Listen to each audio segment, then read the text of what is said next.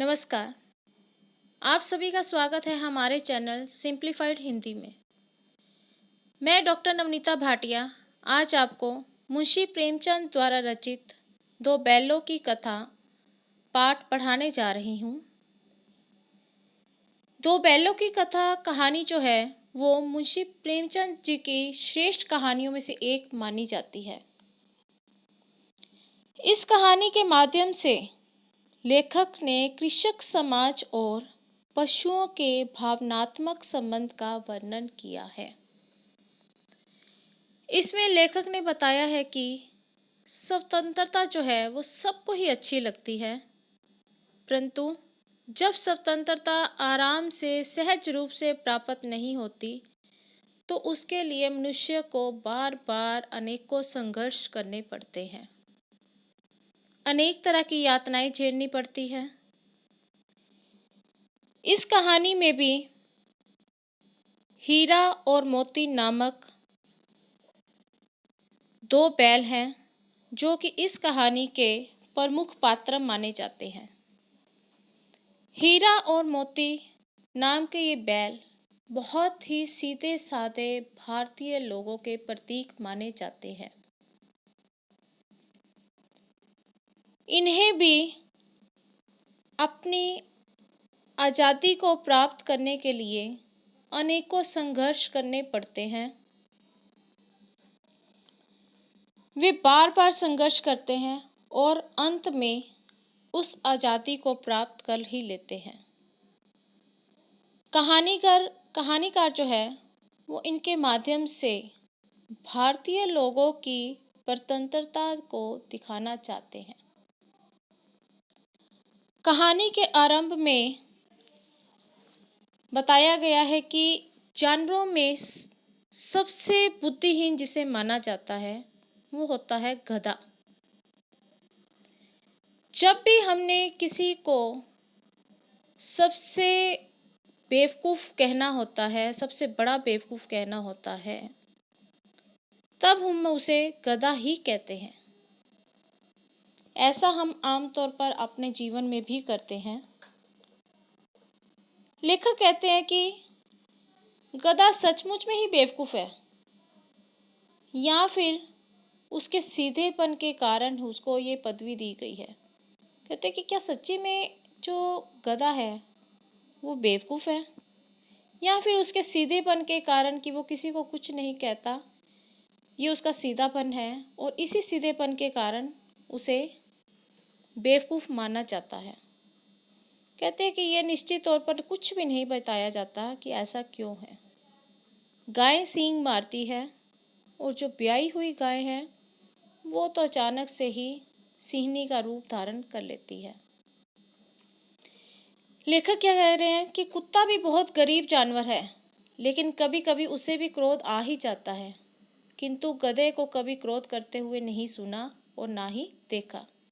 कहते कि जो कुत्ता है वो भी कभी कभी अपना गुस्सा दिखा देता है, परंतु कभी भी गधे को ना तो हमने क्रोध करते हुए देखा और ना ही इसके बारे में कभी किसी से सुना कि गधा जो है वो गुस्सा करता है, क्रोध करता है। कहते कि इसको जितना भी मार लो, कितनी भी गली सड़ी घास जो है इसके सामने डाल दो, लेकिन फिर भी कभी ये गुस्सा या असंतोष के भाव जो है वो अपने चेहरे पर कभी भी दिखाई नहीं देने देता। कहते हैं कि सुख दुख लाभ हानि किसी भी दशा में हमने इसे बदलते हुए नहीं देखा। इसमें ऋषि मुनियों के गुण पाए जाते हैं, वह सबसे ऊंचा उसको बनाते हैं, परंतु जो इंसान है वो इसे बेवकूफ़ मानता है, बेवकूफ़ कहता है। कहते हैं कि इतना सीधापन जो है वो संसार के लिए अच्छा नहीं है।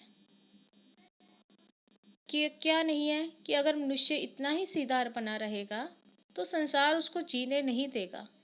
तो वो कहते हैं कि उदाहरण देते हुए बता रहे हैं कि भारतवासियों की अफ्रीका में क्या दुर्दशा हो रही है, क्यों अमेरिका में उन्हें घुसने नहीं दिया जाता। बेचारे शराब नहीं पीते, 4 पैसे कुछ समय के लिए बचा कर रखते हैं, जी तोड़कर मेहनत करते हैं, किसी से लड़ाई झगड़ा नहीं करते, 4 बातें सुनकर गम खा जाते हैं, फिर भी बदनाम होते हैं। कहते इतना कुछ करने के बावजूद भी उन्हें बदनाम ही किया जाता है, बदनामी ही उनके हिस्से आती है। क्यों आती है? क्योंकि वो सीधे हैं। कहा जाता है कि वे जीवन के आदर्श को नीचा करते हैं। अगर वे भी ईंट का जवाब पत्थर से देना सीख जाते तो शायद सभ्य कहलाने लगते। कहती अगर भारतीय जो हैं वो भी ईंट का जवाब पत्थर से दे देते, यानी कि मुंह तोड़कर जवाब दे देते, तो शायद उन्हें बदनाम नहीं किया जाता और शायद वो सभ्य मनुष्य कहलाए जाते। आगे लेखक कहते हैं कि जापान की मिसाल सामने है। एक ही विजय ने उसे संसार की सभ्य जातियों में गण्य बना दिया। यानी कि जापान की एक ही जीत ने उसे सभ्य जातियों में गिनना शुरू कर दिया। अब लेखक क्या कहते हैं कि गधा तो अपने सीधेपन के कारण बेवकूफ़ है, बुद्धिहीन है, परंतु गधे का एक और भी छोटा भाई है जो कि उससे कम ही गधा है और वह है बैल। यानी कि इस कहानी में बैल को गधे का छोटा भाई माना गया है। जिस अर्थ में हम गधे का प्रयोग करते हैं वह उसी से मिलते जुलते अर्थ में बछिया का ताऊ का प्रयोग करते हैं। कहते हैं कि गधे को हम बुद्धिहीन मानते हैं, बेवकूफ़ मानते हैं, इसी अर्थ में हम गधे को लेते हैं। और जो बैल है उसे भी हम कुछ इसी के मिलते जुलते अर्थ में ही लेते हैं, जिसे कहा जाता है बछिया के ताऊ। बछिया के ताऊ का यहाँ अर्थ है अत्यधिक मूर्ख। बहुत ज़्यादा मूर्ख जो होता है उसे कहा जाता है बछिया के ताऊ।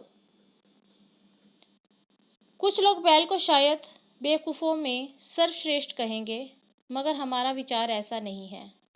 बैल कभी कभी मारता भी है, कभी कभी अड़ियल बैल भी देखने में आता है और भी कई रीतियों से अपना असंतोष प्रकट कर देता है, इसलिए उसका स्थान गधे से नीचा है।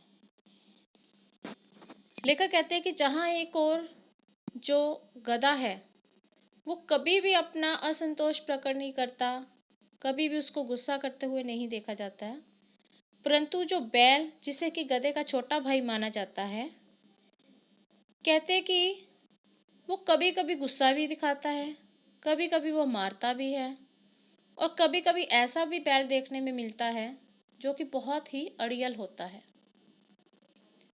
कई प्रकार से वो अपना असंतोष, अपना गुस्सा दूसरों के आगे प्रकट करता है, इसीलिए ही उसे गधे से नीचा स्थान दिया गया है। इसमें झुरी नामक एक पात्र है। उसके पास 2 बैल थे, हीरा और मोती। दोनों ही पछाई जाति के थे, देखने में बहुत सुंदर थे, हर काम को बड़े तरीके से करते थे, ढील ढाल में बहुत ऊंचे थे। दोनों का साथ रहते रहते इतना भाईचारा हो गया था कि एक दूसरे के, चाहे वो आसपास बैठे हों या एक दूसरे से दूर, परंतु मूक भाषा में, अपनी ही भाषा में वो एक दूसरे के साथ अपने विचारों का आदान प्रदान कर देते थे। कहते हैं कि एक ही बात को दूसरा कैसे समझ लेता था, इसके बारे में कोई भी कुछ नहीं कह सकता। क्यों? क्योंकि उनमें आपस में बहुत ज़्यादा भाईचारा था, बहुत ज़्यादा प्रेम था और वह एक दूसरे की बात को बहुत ही आसानी से समझ लेते थे। कहते कि हो सकता है कि उनमें कोई ऐसी गुप्त शक्ति थी जिससे जीवों में श्रेष्ठता का दावा करने वाला मनुष्य वंचित है। कहते कि उनमें अवश्य कोई ऐसी ना ऐसी शक्ति थी जिसके कारण वो एक दूसरे की बातों को समझ लेते थे।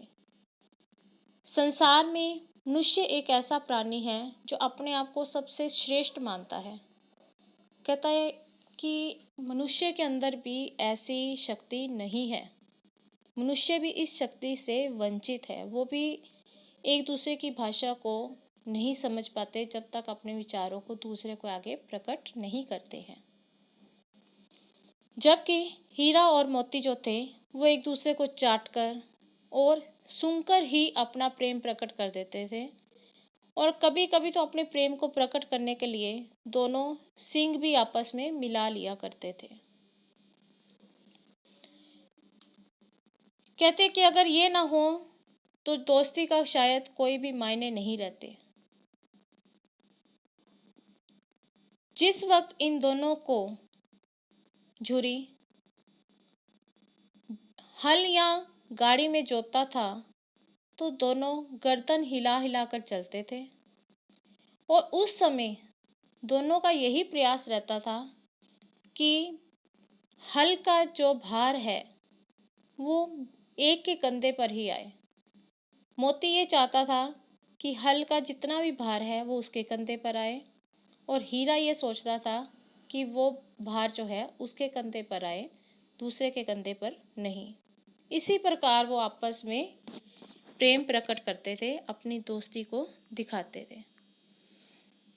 इसमें लेखक ने हीरा और मोती के माध्यम से आपस की दोस्ती की भावना को दर्शाया है।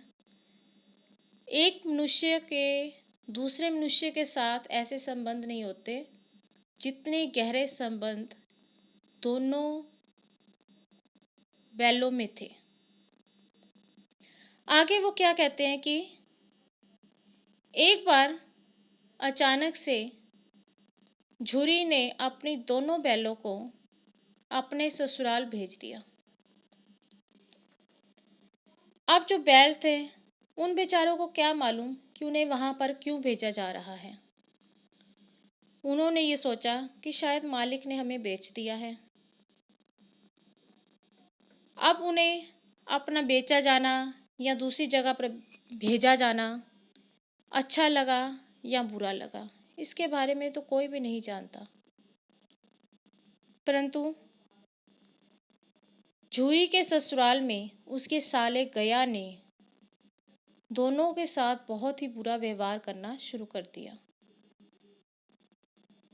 जब उनको साथ ले जाया जा रहा था तो दोनों ने ही एक इधर उधर भागना शुरू कर दिया, और जो गया था वो उनको पकड़ने के लिए उनके पीछे पीछे भागने लगा। उसने दोनों को पकड़ा और मारते पीटते हुए अपने घर ले गया। दोनों बैल रास्ते में सोचते गए कि काश झूरी ने हमें इसके साथ ना भेजा होता, हम चुपचाप वहां पर सिर झुकाकर काम करते रहते, चाहे वो हमें कुछ भी खाने के लिए ना देते। परंतु झूरी ने, हमारे मालिक ने हमें इस जालिम इंसान के हाथों से क्यों बेच दिया। शाम के समय दोनों बैल गया के साथ उसके घर पर पहुंच गए। ये स्थान उनके लिए बिल्कुल ही नया था। सारे दिन के भूखे थे। जब उन्हें खाने के लिए दिया गया तो देखकर वो बहुत ही हैरान रह गए। वहां पर उन्हें खाने के लिए कुछ भी अच्छा नहीं मिला। दोनों के दिल भारी हो रहे थे। मन ही मन वो सोच रहे थे कि जिसे उन्होंने अपना घर समझा था, आज वह घर उनसे छूट गया है। अब वो एक नए वातावरण में, नए गांव में, नए आदमियों के संग रहने के लिए आ गए हैं। सुबह जब झुरी सोकर उठा तो उसने देखा कि दोनों ही बैल वापस उसके घर पर खड़े हैं। इसी दौरान क्या हुआ कि दोनों बैलों ने अपनी सलाह की, मूक भाषा में एक दूसरे से बात की, कनखियों से एक दूसरे की तरफ देखा, और दोनों ने ही वहां से अपनी रस्सियां तुड़वाई और घर की तरफ भाग चले। इस समय उनके अंदर एक दुगनी शक्ति आ गई थी और उन्होंने एक एक झटके में ही अपनी रस्सियां तोड़ डाली थी और जब प्रातःकाल में झूरी ने दोनों बैलों को देखा तो वो हैरान रह गया और उसकी आंखों में से आंसू निकल गए। झूरी ने दोनों बैलों को बड़े स्नेह से, बड़े ही प्यार से अपने गले से लगाया और ऐसा दृश्य देखकर जो आसपास के लोग थे वो भी हैरान हो गए। गांव के लड़के वहां पर जमा हो गए और सब ने तालियां बजा बजाकर उनका स्वागत किया। कहते हैं लेखक कि गांव के इतिहास में ये घटना अभूतपूर्व न होने पर भी महत्वपूर्ण थी। बाल सभा ने निश्चय किया, बाल सभा यानी कि जितने भी छोटे बच्चे थे उन सबों ने निश्चय किया कि दोनों पशुओं को अभिनंदन पत्र देना चाहिए। और इसके लिए उन्होंने क्या किया कि कोई अपने घर से रोटियां लेकर आया, कोई गुड़ ले आया, कोई चोकर ले आया और कोई भूसी ले आया। अब वहां पर खड़े बच्चों ने कहना शुरू कर दिया कि ऐसे बैल जो हैं वो शायद ही किसी के पास होंगे। और हैरान थे वो लोग कि दोनों बैल जो हैं वो इतनी दूरी से अकेले अपने घर तक कैसे पहुंच गए। झूरी की पत्नी ने जब दोनों बैलों को अपने द्वार पर देखा, अपने घर में खड़े देखा, तो वो गुस्से से भर उठी और कहने लगी कि ये बैल बहुत ही नमक हराम है। एक दिन भी उन्होंने उसके भाई के घर पर काम नहीं किया। जो झूरी था वो अपने बैलों के बारे में ऐसे शब्दों को ना सुन सका। क्या कहते हैं लेखक? झूरी अपने बैलों पर ये आक्षेप न सुन सका, नमक हराम क्यों है, चारा दाना ना दिया होगा तो क्या करते। स्त्री ने रोब के साथ कहा, बस तुम्हें तो बैलों को खिलाना जानते हो और तो सभी पानी पिला पिला कर रखते हैं। तब झूरी ने उसे चिढ़ाया और कहा, चारा मिलता तो क्यों भागते। यहाँ पर एक मालिक का अपने बैलों के प्रति प्रेम दिखाया गया है और बैलों का अपने मालिक के प्रति प्रेम दिखाया गया है। लेखक ने ये दिखाने का प्रयास किया है कि बैलों के बिना उनका मालिक अधूरा है और मालिक के बिना उसके बैल दोनों ही एक दूसरे के बिना नहीं रह सकते और यहीं पर उनके प्रेम को दिखाया है। आगे झूरी की जो पत्नी थी उसने बैलों को खाना देने से इनकार कर दिया, परंतु झूरी के कहने पर उसने बैलों के आगे सूखा भूसा डाल दिया। बैलों ने जब नाद में मुंह डाला तो सब कुछ फीका फीका लगा उन्हें। नाद क्या होता है? जहाँ पर वह जगह जहाँ पर कि बैलों के खाने के लिए भूसा वगैरह, भूसा चारा ऐसी चीज़ें जो होती हैं जो डाल दी जाती हैं जहाँ पर बैल उनको खाते हैं। दोनों ने आशा भरी आंखों से द्वार की ओर देखा कि शायद उनके खाने के लिए हरा चारा आएगा, परंतु ऐसा कुछ भी नहीं हुआ। दूसरे दिन झूरी का साला फिर से आया और बैलों को फिर से अपने साथ लेकर चला गया। अब की बार उसने उन दोनों को गाड़ी में जोता, यानी कि वो उनको गाड़ी में ही लेकर गया। दो चार बार मोती ने गाड़ी को सड़क की खाई में गिराने की कोशिश की, परंतु उसके साथी हीरा ने उसे संभाल लिया। हीरा जो था वह बहुत ही सहनशील था। जब शाम के समय दोनों घर पहुंचे तो उन्हें बहुत ही मोटी रस्सियों से बांध दिया गया और ऐसा इसलिए किया गया ताकि जैसे पिछली बार दोनों रस्सियों को तुड़वाकर वहां से भाग निकले थे, अब की बार वो ऐसा ना कर सके। अब यहाँ भी उन्हें खाने के लिए सिर्फ सूखा भूसा ही मिला। दोनों ने नाद की तरफ आंख तक न उठाई, यानी कि उन्होंने कुछ भी ना खाया। दूसरे दिन गया ने बैलों को हल में जोता, परंतु उन दोनों ने तो शायद कसम ही खा रखी थी कि वो कोई भी काम नहीं करेंगे। जो गया था वो उन्हें मारते मारते बहुत ही ज़्यादा थक गया, परंतु दोनों बैलों ने अपने पाँव नहीं उठाए, उन्होंने हल को नहीं चलाया। उसी समय गया ने हीरा की नाक पर बहुत ज़्यादा डंडे बरसाए, तो मोती का गुस्सा जो था वो काबू से बाहर हो गया। वह हल लेकर भागा। हल, रस्सी, जुआ, जोत सब कुछ टूट गए और इधर उधर बिखर गए। अगर उनके गले में बड़ी बड़ी रस्सियां ना होती तो शायद दोनों पकड़ में ना आते। अपनी रस्सियों के कारण ही दोनों गया के हाथ में आ गए, गया की पकड़ में आ गए। उसी समय दोनों ने अपनी मुख भाषा में वार्तालाप करना शुरू किया। हीरा ने अपनी भाषा में कहा, मुख भाषा में कहा, भागना व्यर्थ है। मोती ने क्या उत्तर दिया, तुम्ही तो इससे जान ही ले ली थी, तुम्हारी तो इसने जान ही ले ली थी, आपकी बड़ी मार पड़ेगी। अब हीरा क्या कहता है, पढ़ने तो बैलों का जन्म लिया है तो मार से कहाँ तक बचेंगे।